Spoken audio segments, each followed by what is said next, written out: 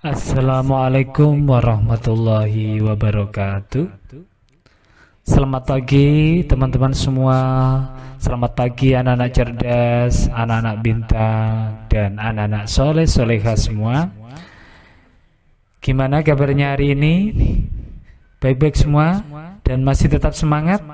Alhamdulillah. Saya doakan teman-teman semuanya dan juga keluarga selalu diberikan kesehatan lahir maupun batin. Teman-teman semuanya, jumpa lagi dengan Ustadz Zainal. Kali ini Ustadz akan mengajak teman-teman semua mempelajari tema 2 subtema 3 di pembelajaran ke-6. Sebelum kita mulai pembelajaran, marilah kita berdoa terlebih dahulu. Berdoa mulai. Bismillahirrahmanirrahim. Rabbi shrah li sadri wa yassir li amri wa hlul 'uqdatam min lisani yafqahu qawli. Rabbi zidni ilma warzuqni fahma. Amin ya rabbal alamin.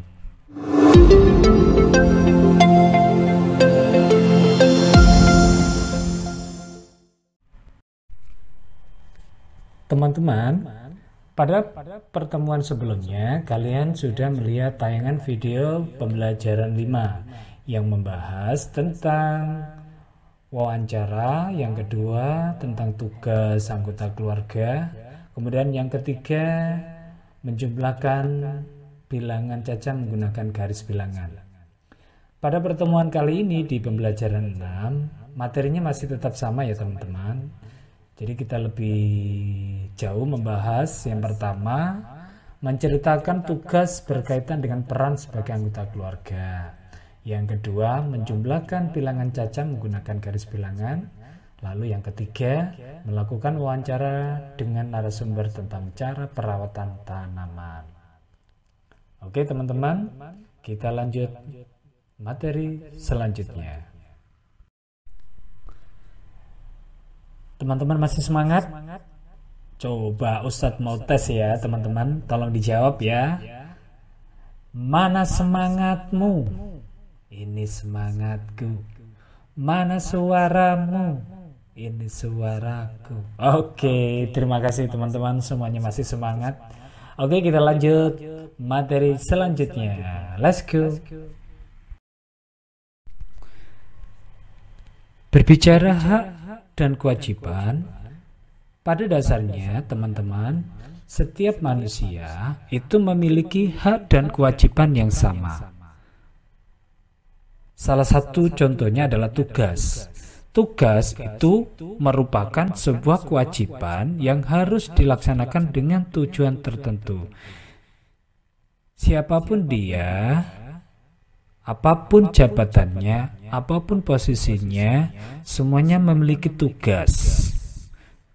Salah satunya dalam keluarga, teman-teman. Ada ayah, ibu, dan anak. Mereka semua memiliki tugas masing-masing, seperti tayangan video berikut ini. Pertama, kedudukan ayah. Ayah dalam keluarga memiliki kedudukan sebagai kepala keluarga. Ayah ini bertugas mencari nafkah guna untuk memenuhi kebutuhan hidup keluarga.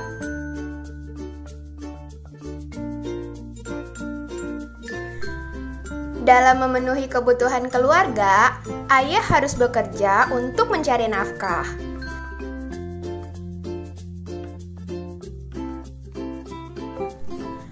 Lalu, apa yang harus dilakukan atau peran ayah dalam keluarga? Pertama, memimpin keluarga. Kedua, mencari nafkah. Ketiga, melindungi dan memberikan rasa aman pada keluarga. Kedua adalah ibu. Ibu adalah pendamping ayah. Ibu adalah pengurus rumah tangga. Ibu membantu ayah sebagai kepala keluarga. Peran ibu adalah menjadi ibu rumah tangga. Apa yang harus dilakukan atau peran ibu dalam keluarga?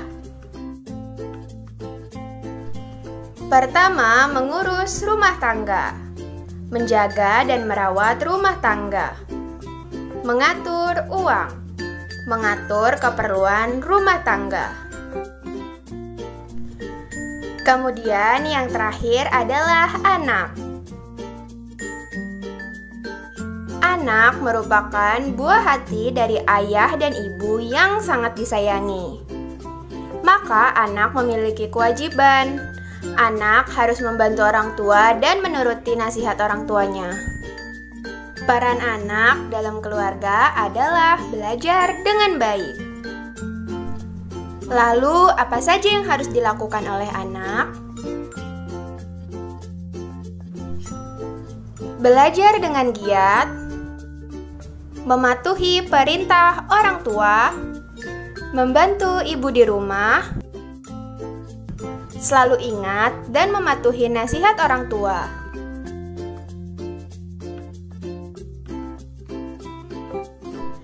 Nah, jadi dari pembahasan tadi kesimpulannya adalah ayah sebagai kepala keluarga, ibu membantu kebutuhan keluarga, anak sebagai buah hati menghormati ayah dan ibu. Dari tayangan video tadi, secara garis besar, teman-teman bisa melihat dan mengamati apa sih tugas anggota keluarga, mulai dari anak, ibu, dan ayah. Mereka semuanya memiliki tugas kan? Nah, berikut ini contoh uraian tugas anggota keluarga. Yang pertama, ayah. Ayah memiliki tugas mencari nafkah, menyayangi keluarga, melindungi keluarga, dan membersihkan rumah. Kemudian ibu memiliki tugas memasak di dapur, menyiapkan makanan untuk keluarga, menjaga keluarga, mendampingi belajar, mencuci pakaian, dan membersihkan rumah. Lalu anak, contohnya Benny di sini, adalah bertugas menyiapkan peralatan belajar buat besok, belajar yang rajin agar menjadi anak yang pintar, menyirami tanaman agar subur, dan ikut membersihkan rumah. Itu tugas anggota keluarga, teman-teman semuanya. Masih bisa ditambahi, nanti silakan ditambah sendiri oleh teman-teman. Sekarang tugas kalian adalah bercerita. Ceritakan pengalaman kalian dalam melakukan tugas bersama-sama di rumah dalam bentuk video. Lalu, kirimkan video tersebut pada guru kelas kalian masing-masing. Selamat mengerjakan.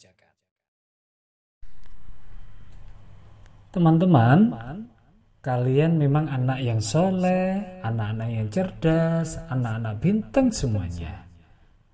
Nah, sekarang kalian punya tanggung jawab, yaitu melanjutkan belajar. Sekarang kita akan belajar mengenal garis bilangan. Ini ada soal, teman-teman. Soal yang pertama, panjang selai daun rambutan 8 cm. Panjang daun rambutan lainnya adalah 8 cm. Berapakah panjang kedua rambutan tersebut? Untuk mencarinya, teman-teman, mari kita jumlahkan dalam bentuk garis bilangan. Let's go. Sekarang mari kita hitung bareng-bareng panjang daun rambutan tersebut. Yang pertama, buat garis bilangannya, kemudian letakkan daun rambutan yang pertama. Kita hitung ada 8. Kemudian panjang rambutan yang kedua ada 8, kita letakkan setelahnya, sehingga didapatkan antara daun pertama dan daun kedua menunjukkan angka 16. Jika ditulis dalam bentuk penjumlahan, 8 ditambah 8 sama dengan 16. Jadi panjang kedua daun rambutan adalah 16. Gampang, teman-teman? Oke, kita lanjut soal kedua. Kita lanjut soal kedua. Benny mempunyai daun jeruk yang panjangnya 4 cm. Benny memegang daun jeruk yang panjangnya 3 cm. Berapakah panjang kedua daun jeruk tersebut?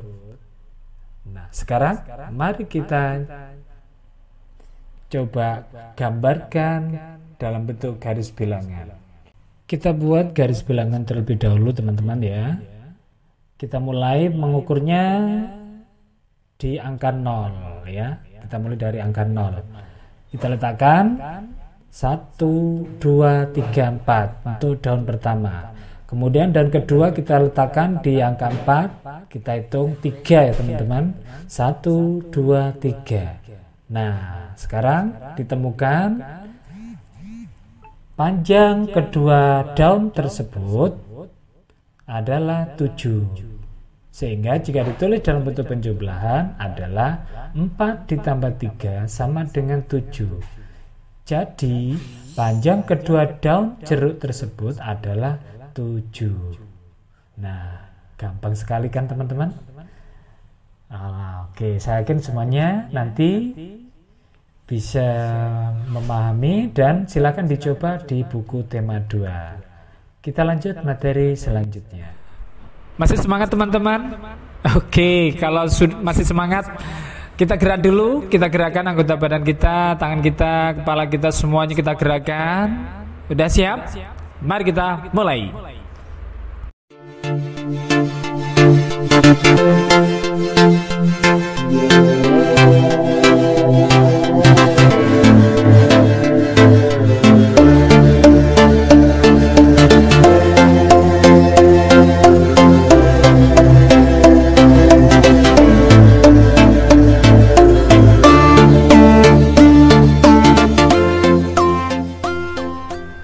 Setelah kita melakukan gerak badan tadi, terasa rileks kan teman-teman? Terasa lebih fresh. Nah, sekarang kita lanjut kegiatan selanjutnya. Kita akan melakukan wawancara. Untuk melakukan wawancara, yang perlu diperhatikan adalah yang pertama, tentukan dulu topik wawancara. Yang kedua, memilih narasumber yang sesuai. Yang ketiga, menyusun daftar pertanyaan. Kemudian yang keempat, membawa peralatan yang dibutuhkan.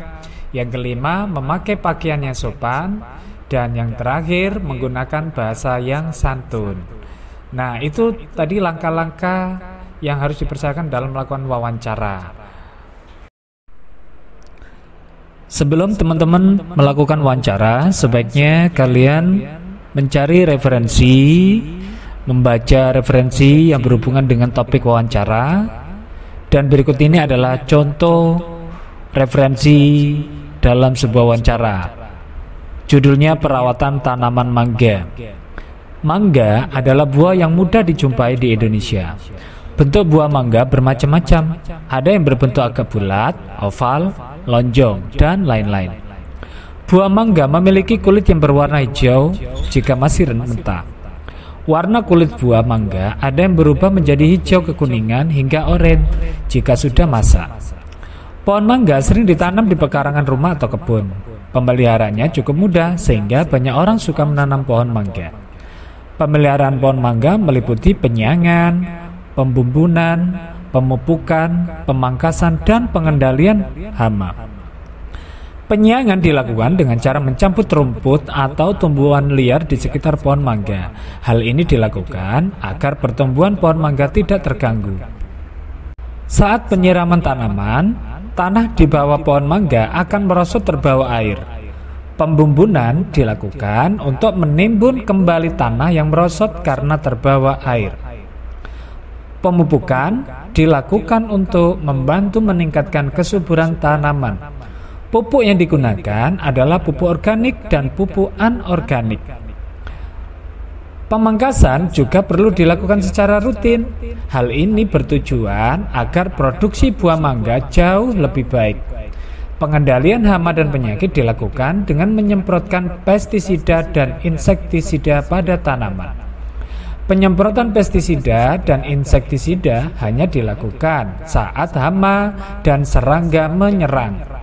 Hama yang sering menyerang antara lain kepik buah, lalat buah, codot, dan tungau. Teman-teman, tadi kalian sudah melihat tayangan referensi cara perawatan tanaman mangga. Nah, sekarang giliran kalian untuk membuat daftar pertanyaan, teman-teman ya. Untuk membuat daftar pertanyaan, pertama tentukan dulu jenis tanamannya, kemudian cari referensi yang berhubungan dengan tanaman pilihan kalian, baru setelah itu kalian membuat daftar pertanyaan. Untuk membuat daftar pertanyaan, gunakan kata kunci ya, kata kunci berupa kata tanya. Contohnya kapan, di mana, siapa, bagaimana, mengapa, dan seterusnya. Untuk daftar pertanyaan ini silakan teman-teman tulis di buku 01. Kemudian nanti difoto dikirimkan ke guru kelas kalian masing-masing. Selamat mengerjakan teman-teman. Alhamdulillah, untuk pertemuan kali ini cukup sampai di sini. Bagaimana teman-teman? Sudah memahami penjelasan dari Ustadz? Oke, sekilas saya review kembali. Jadi materi yang sudah kita pelajari hari ini adalah yang pertama, menceritakan ataupun menuliskan tugas yang berkaitan dengan peran sebagai anggota keluarga, mulai dari ayah, ibu, dan anak. Yang kedua, menjumlahkan bilangan caca menggunakan garis bilangan. Tadi kita sudah sedikit membahas tentang menjumlahkan bilangan caca menggunakan garis bilangan, yaitu benda, daun, jeruk, dan rambutan. Kemudian yang ketiga, melakukan wawancara dengan narasumber tentang cara perawatan tanaman. Tadi teman-teman belajar membuat daftar pertanyaan terlebih dahulu sebelum ditanyakan kepada narasumber. Itu saja untuk materi hari ini. Saya berharap teman-teman tetap semangat dan terus belajar. Jangan sampai kendor belajarnya. Kurang lebihnya saya mohon maaf.